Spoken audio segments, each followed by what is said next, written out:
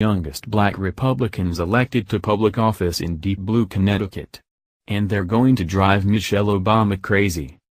Michelle, you might remember, thinks that the Republicans are the party of old, white men. She dropped this particular piece of race-baiting nastiness last month at the Pennsylvania Conference for Women. On one side of the room, it's literally grand white. Literally, that's the color palette on one side of the room, the former First Lady said, according to the Washington Post. On the other side of the room, there are yellows and blues and whites and greens. Physically, there's a difference in color, in the tone. Because one side, all men, all white. On the other side, some women, some people of color. And whenever I was sitting, I would always have a guest in that booth, and I was always the most embarrassed at the beginning when people would see that, because I'd say that, is it just me, am I looking at how governance works? Well, Mrs. Obama, why not ask Mr. Brown and Mr. Ford? According to WTNH-TV, they're part of the color palette on one side of the room. And they're neither pale nor senescent.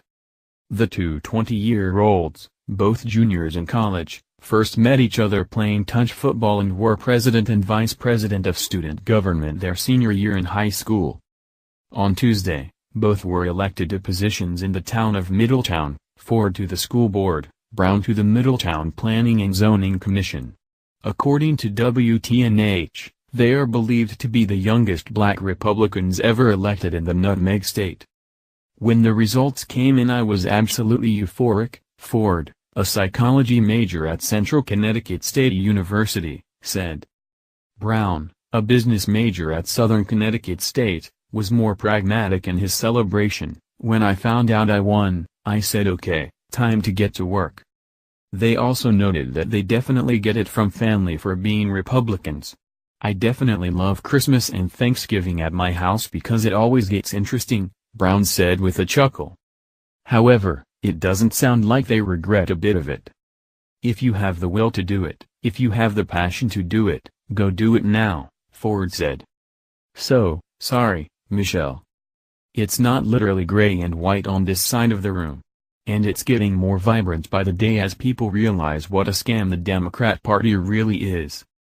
Please like and share on Facebook and Twitter to celebrate these awesome victories for two young Republicans. Do you see either of these young men going to higher office? Scroll down to comment below.